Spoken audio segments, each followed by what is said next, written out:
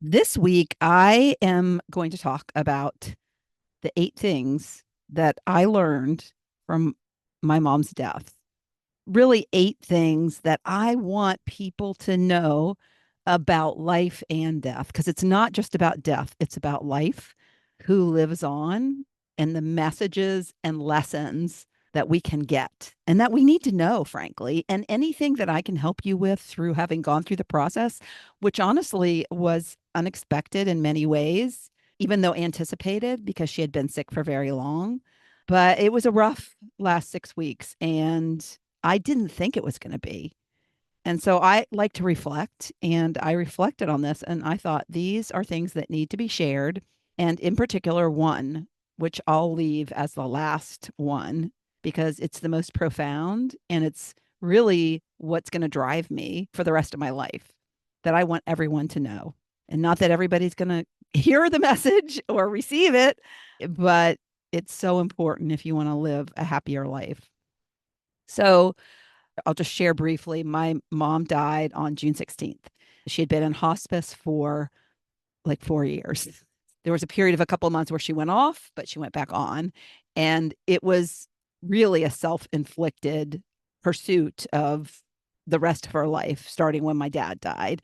And I'll get into why I think that that happened and why I have chosen to live a little bit differently. The other thing that I want to say before I get started is that I found that as I was going through these lessons, the lessons were for 2 stages of life that you might be going through.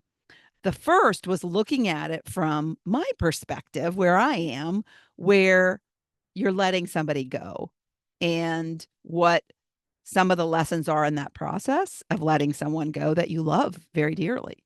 And the other is from the perspective you're healthy. You have a lot of life to live. What are you going to learn from these lessons that's going to make you live and embrace life more richly? And richly, not in the terms of money, but richly in terms of happiness, joyfulness, fulfillment. So maybe you want to listen to it twice, particularly if you're going through losing a loved one right now. Listen to it from the perspective of what you're dealing with in the moment and how these lessons might help you. And then another time with it's me, it's my life, and how do I want to live it going forward based on these lessons? So here are the lessons.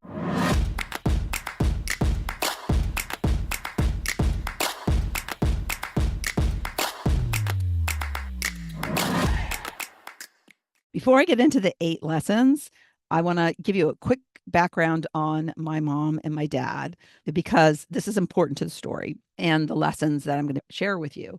There are things that happened when I was young and before I was born that I didn't know until I was an adult. But as I grew to know things about my mom and my dad and their relationship, I grew to understand why she became so attached to him and why it broke her heart when he died. People say that it was like they were one person and not two people, that they were 50% of 100%, right? They spent all their time together. They had jobs they went to during the day, but my mom didn't have girlfriends she went away for the weekend with. My dad didn't have guy friends that he hung out with or kept in touch with. It was just them and only them. The background is that my mom was the oldest of 3 girls and was an army brat. So they moved a lot. And so what happened at a very critical age for my mother is that he was stationed, my grandfather, in Alaska when she was in high school. And the summer before her senior year, she had a relationship. She was in love with a guy and he got transferred. And course, was going to have to leave all of her friends, which, by the way, she had had to do several times in her past. I mean, you can imagine a 16, 17-year-old in love, and she dug her heels in. She found a way to stay in Alaska, and she got it all worked out. But her mother and father said, no, too bad, so sad, and pulled her out. She then got super skinny.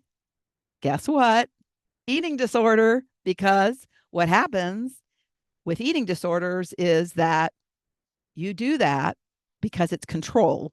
over people who are controlling you. It's the one thing you can control.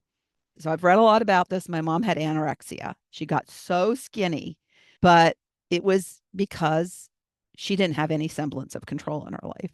So she goes and leaves her world behind and the person that she loved behind and enters college at SMU in Dallas. And she meets my dad. And my dad head over heels in love with her. I'm not sure my dad ever had a girlfriend before, but they met and it was intense. He latched onto her, she latched onto him. So she and my father eloped after 5 months of dating. They eloped. She moved. She quit SMU. They got married March 2nd. So this was her spring of her senior year of college. And she left school and moved across the country for this guy. So you can imagine what happened in that family. Now, the good news is my dad ended up being a great guy. They ended up being very committed and had 50 beautiful years of marriage. Had me, my sister first, born in Boston, and he ended up being a great son-in-law. And they ended up, because this is why this was all news to me when I became an adult, because when I was little, we would go over to my grandparents' house because by then everybody converged in Virginia. My grandfather retired and worked a bit at the Pentagon, but retired in Arlington, Virginia. And we were in Falls Church, Virginia, which is right next to Arlington. And we used to go over for Sunday dinner to my grandparents' house and they would play bridge and laugh and it was great. So you don't know when you're little about the past so much. And then as I got older and I started hearing stories about, well, when my mom was pregnant, she only gained 8 pounds. That's kind of weird. And I was born in 8 months. My sister was born in 8 months. Well, maybe we weren't getting enough nutrition. That's why we decided to exit. But my parents, you can imagine now with that relationship, that's the backdrop for the attachment. And they, no matter what, it was them against the world, is what I felt like. And so when she lost him, when he died suddenly at 72, and she was 70, and they were retired, they had retired at age 50 and 52. So they had been retired for 20 years, inseparable with each other. And they had moved away. And so my sister and I didn't see a lot of them because they had moved away and they didn't like coming to visit. They had their own life, a social life. But what's interesting is they didn't have deep friendships. They had each other, and that was enough for them. They had a lot of surface friendships where they were friendly with people and they socialized a lot, but it wasn't anything with depth. Like my mom, I remember taking her to a therapist, hoping that I could get her out of her depression, but she did not share in the therapist's office anything deep. And I remember her just saying what the therapist wanted to hear. She always wanted to say what you wanted to hear. She was very good at that. And so when you don't dig deep, then you stay in this place and can't get out. And so she didn't know how to access that. She didn't have the right person to help her access that. And she honestly wasn't willing, I don't think, to access that. She was also on antidepressants after my dad died, but nothing worked. So that's the backdrop.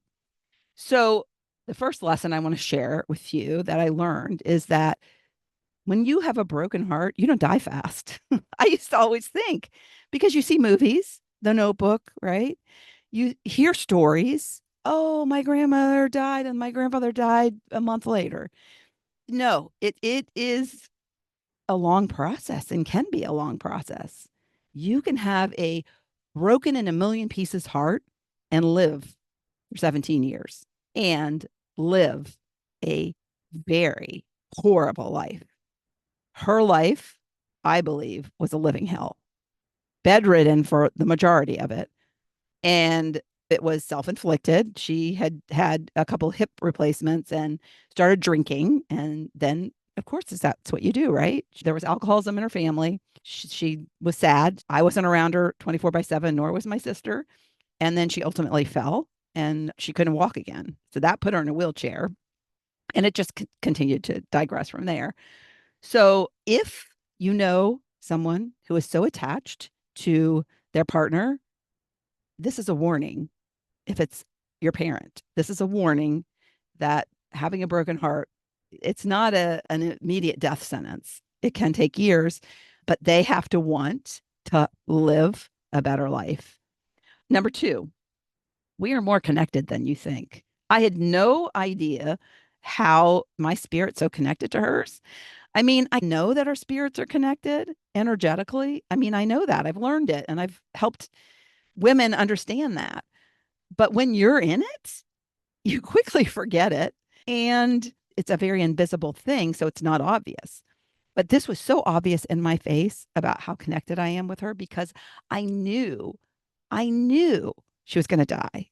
I mean, I was hoping she'd die for a long time. And then I find out, I get the phone call. She's transitioning from hospice. We think she's transitioning. Couple things happen when you start to transition, but she started complaining of pain and they put her on morphine. That was the first thing.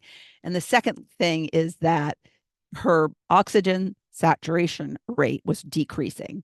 So they put her on oxygen. So those were a couple of the signs.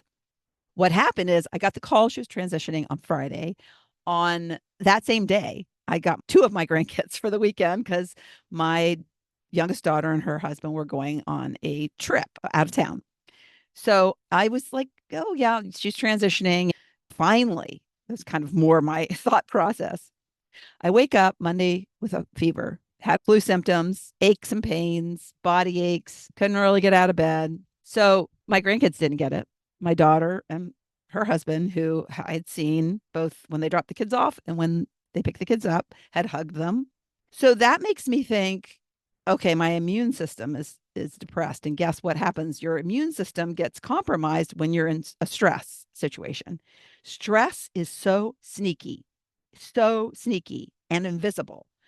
But the purpose, the real purpose of stress, because I think this is important to note, is it helps you survive by your adrenal glands go into overdrive, basically, and your body releases adrenaline and cortisone, which help give you energy, increase your heart rate. So the intent of stress is to help you through this dangerous cycle that you're in. But what happens is when your body's focused on that, your immune response kind of goes into pause mode. And the funny thing is I have tools, de-stressing tools. And guess what? You're so in the mode of the moment and addressing the needs, going to visit her every day and dealing with work and juggling and all the things and feeling like shit because after the flu cleared up, the fever, then I got this massive, most horrible cold.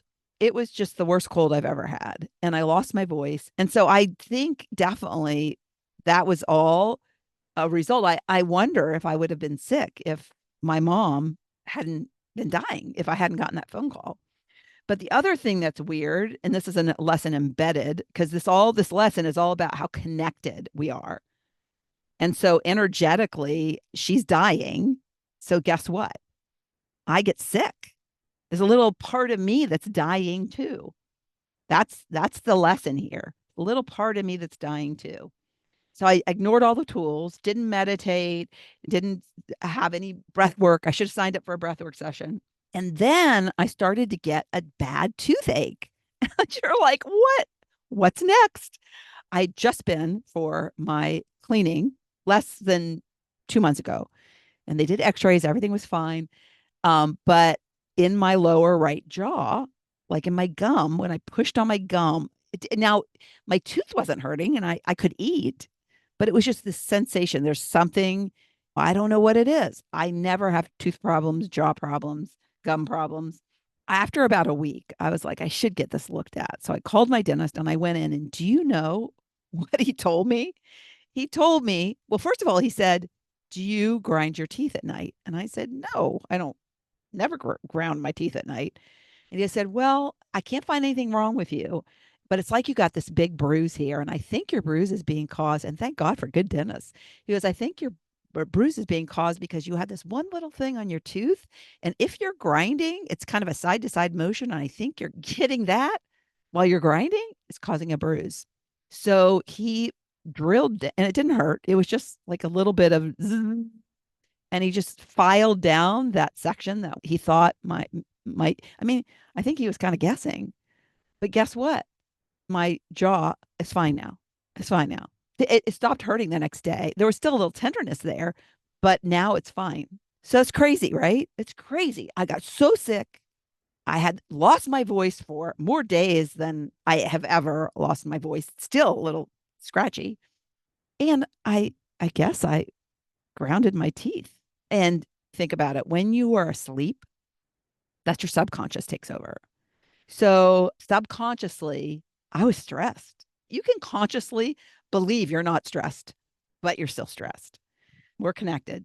We're connected. And if you have someone who is going through their end of life, take care of yourself. Please take care of yourself. Know that you are stressed, even if you don't think you're stressed.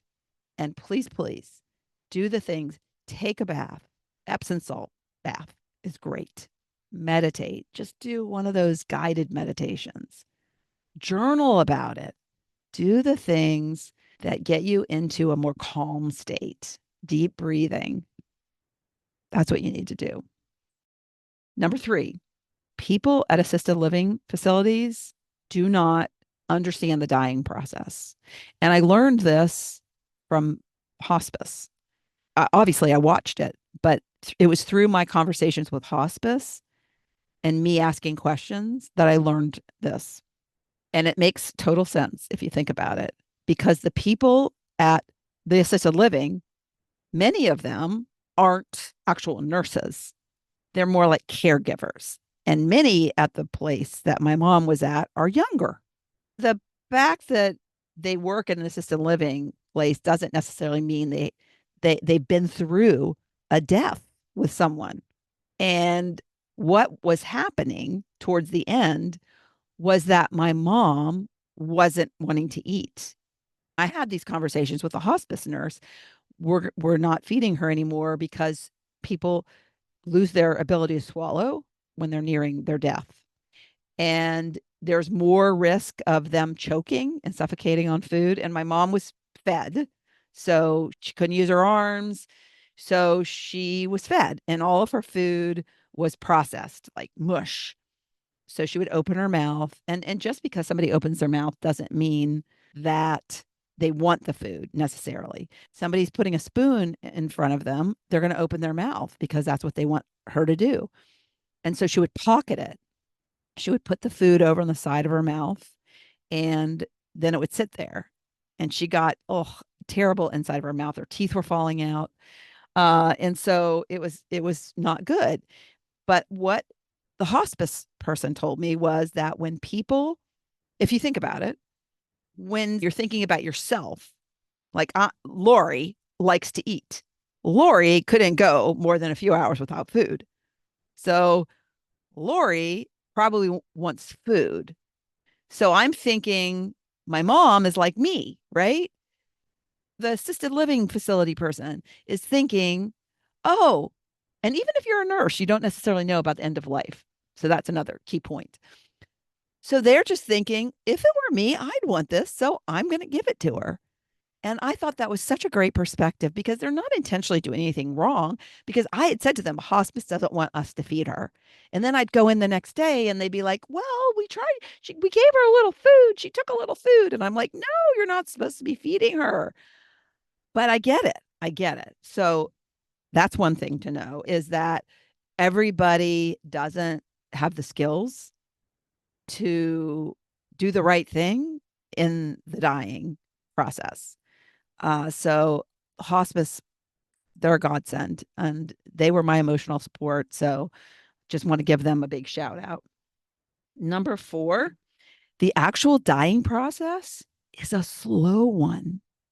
Everything's a prediction, right? Or a guess. It's like a betting on a game. You don't know if your team's going to win or lose. You don't know the score at the end of the game. You guess. And someone who is dying, you don't know when the end is going to come. And that was one thing that was difficult with the hospice folks because they wanted to give me some comfort in understanding the timing. They would say, could be days, could be weeks.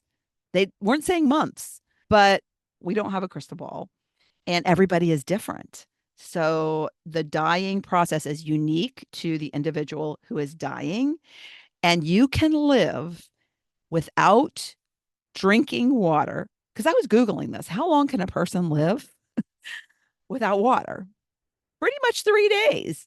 But that's somebody who does what we do every day, who is burning calories every day, who is walking, who is, doing things that take calories.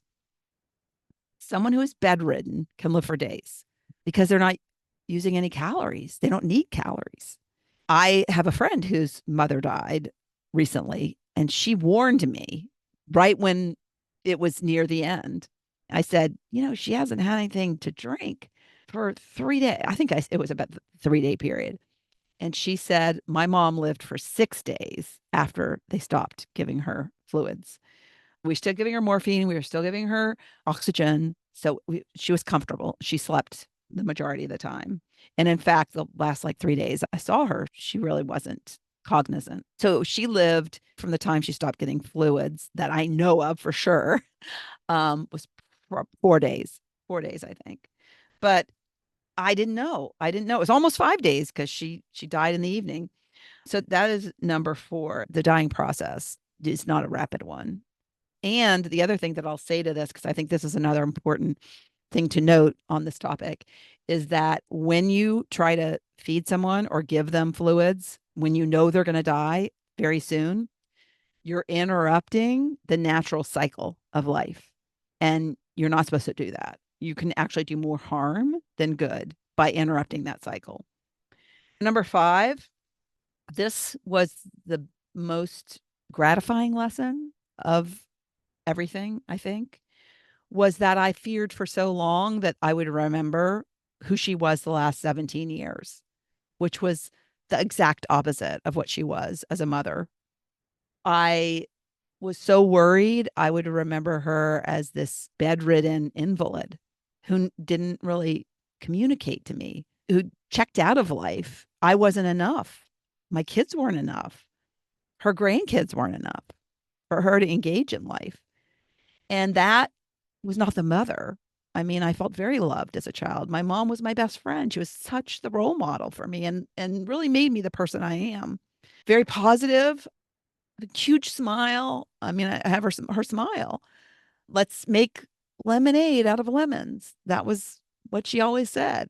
But she didn't do that after my dad died. So after she died, that picture and that memory faded very fast. When I wasn't going in every day and seeing that, it faded. And guess what? All the things that she was and had been came flooding back. And for that, I'm super grateful. Because if you think about it, 17 years, she was 88. She had just turned 88. It's almost a quarter of her life. She was like that. And well, let me think about it. A third of my life, if you think about it. So that was a great lesson to learn. So if you're going through this, know that you're going to remember the good things. And all those pictures help too. Number six, peace can be found in unexpected ways and in, I will add, uncomfortable ways.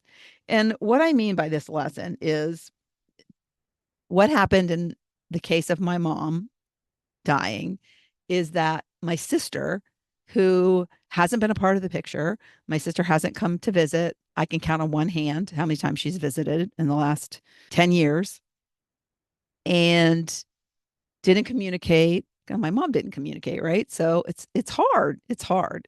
She lives 2 hours away, so she didn't live in the same town. But also, my sister has not been there for me emotionally. She has not cared. She has not lifted a finger. She has not said, hey, are you okay? Hey, how's mom? No, no, I never get any of that. And so most of the communication was if there was an update, I would text her because she likes to text. So as the end was getting near, I actually did a podcast with somebody. It was about estrangement, and it was recent. It was within the last 6 weeks. And I had just talked to my college best friend about her mother and her mother-in-law and the dying process she went through with them.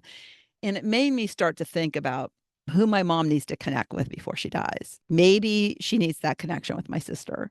And I just got this feeling, this desire, this need that I was going to connect my sister and my mother, that I needed to do that. I needed to try at least. Because again, I had no idea if tomorrow was going to be the last day. As it turned out, this was about 9 days before when I had this podcast episode. So I said, I'm gonna do my best to connect them. So what I decided to do is I would play it by ear. I didn't want to plan anything in advance because I never knew how my mom was going to be. I didn't know if I was going to walk in and she was going to be not responsive. I didn't know if she would be seeing me, knowing me, understanding me. So I was just going to play it by ear. So that day I did the interview, I went in and she wasn't responsive. But I had the idea, okay, if she is responsive, I'm going to call my sister. I wasn't going to text her. I was going to call her on the phone and I was going to FaceTime her and my mom. And I had never thought of doing that. I never thought about FaceTiming. I always thought she needed to come visit. And in retrospect, I should have tried maybe, but we can't go back in time and change things. But to my lesson here, these things can be uncomfortable.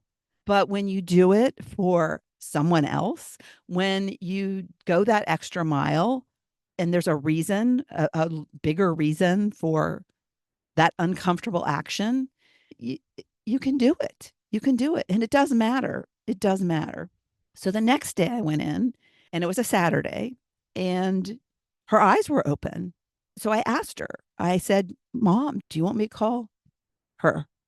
Would you like to talk to her? Say yes, yes, nod your head, or no.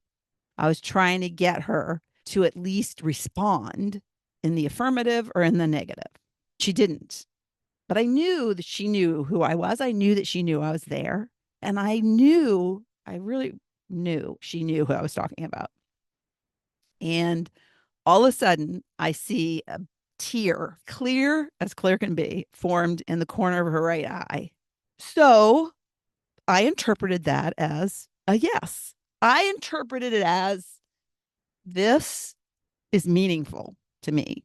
What you're saying is meaningful to me. So I called my sister and I fully expected to get voicemail because it was a Saturday afternoon and she likes texts better. And guess what? She answered. She answered. I asked if she wanted to FaceTime with my mom, and she said yes. I held the phone in front of my mom so my mom could see her. My mom watched the phone the whole time, didn't speak up or say anything. It was really, the conversation was between me and my sister, but we were talking to my mother, sharing little stories, little memories. And it wasn't a long conversation. It was less than 10 minutes. My sister introduced her rescue dog to my mom. They always loved animals, my mom and my dad.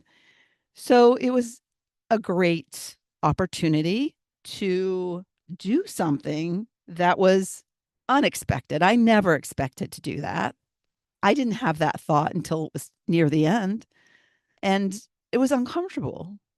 But once I pushed through and did the uncomfortable, it gave me such peace.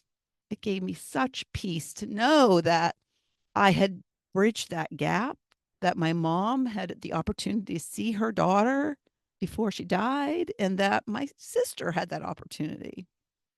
I don't know if that helped my sister. I don't know.